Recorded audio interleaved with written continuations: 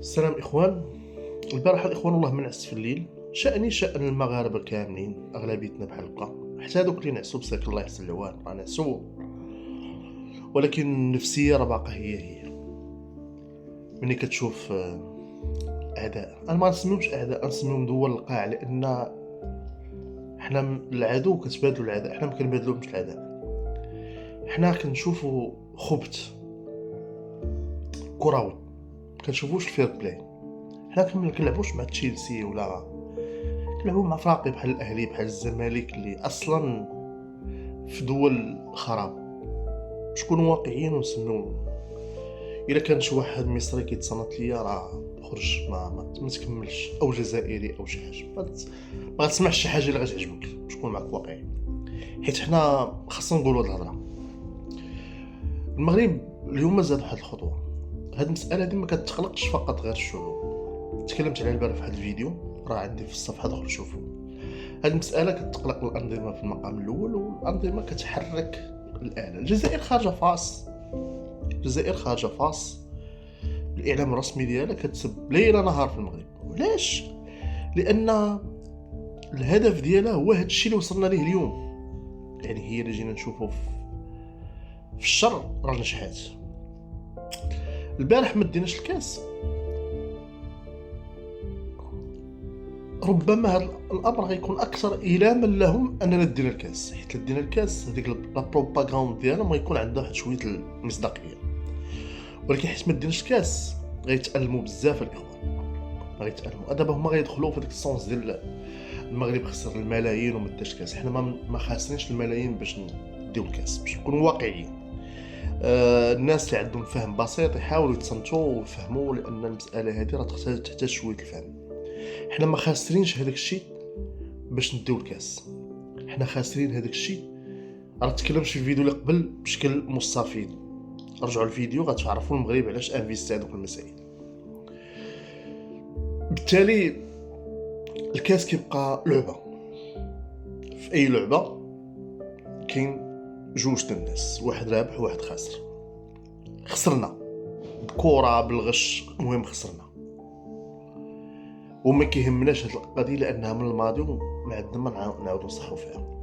دابا السؤال الاخوان، السؤال هادشي اللي عشناه اليوم راه ماشي اول مره كيعيشوا المغرب، راه من ايام الحسن الثاني. الاغلبيه ديال الناس اللي كاينين اليوم راه ما كيعرفوش الحسن الثاني والخطاب. راه الحسن الثاني كان كيتكلم على هذه المساله بزاف، ان هذه الارض سبحان الله كما قال العروي راه جزيره حنا جزيره بوحدنا. كاين افريقيا، كاين العالم العربي، وكاين المغرب بوحدو. ما كينتمي لا افريقيا لا العالم العربي. شكون واقعيين؟ حنا المغاربه ما عندنا بزاف ديال الصفات اخلاقيه اللي ما كتكونش عند الاخرين، ما كايناش عند الاخرين، ما عندهمش في. ولكن للاسف الا بقينا كنتجادلوا معاهم وبقينا كنهضروا معاهم ما غنديفلوبيوش الاخلاق اللي عندنا، وغنبداو نشوفوا بان القاع هو اللي احسن. بزاف ديال الناس البارح كيقول لك الكاس نديو وخا نعرفوا اشنو نديروا. لا يا اخي لا، حنا ما بغيناش نديوه بهذيك الطريقه الموسخه باش داو هما. سبعة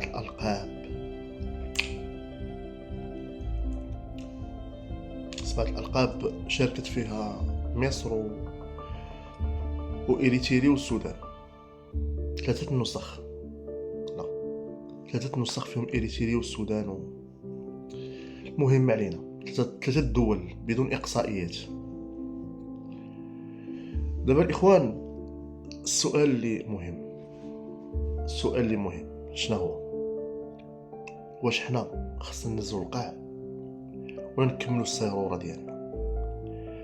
في الجانب ديال كره القدم غنقول غير مساله واحده، هو ان شكرا سي ركريكي، الله يجازيك بخير.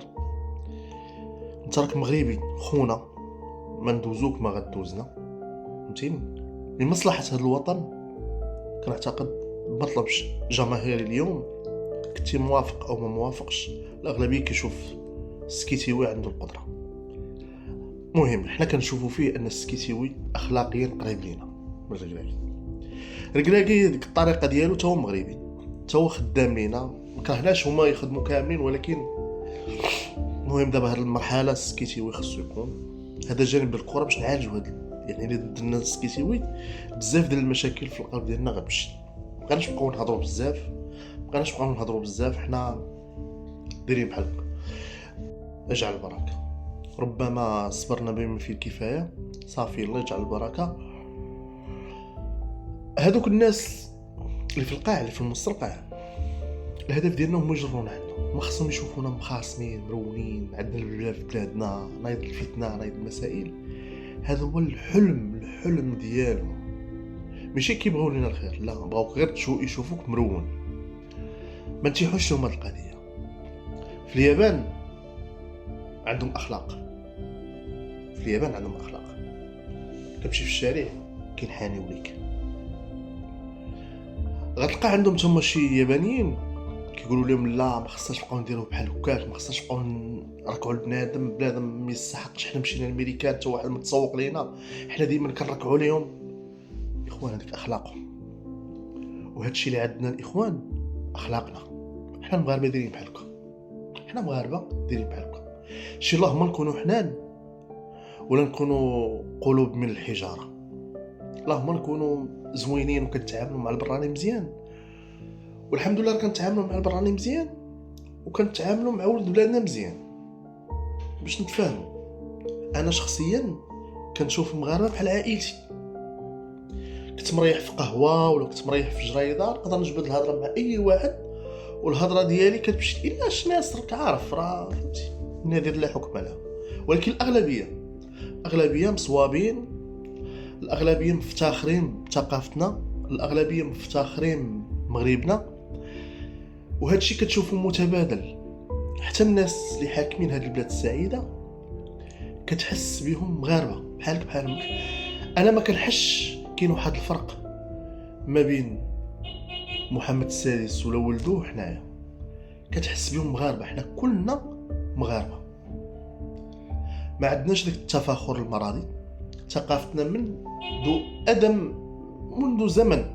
الا مشيتي غير مراكش كتدخل في واحد الزقاق كيبان لك زقاق عادي، ولكن الا دخلتي لداخل كتلقاه جنه.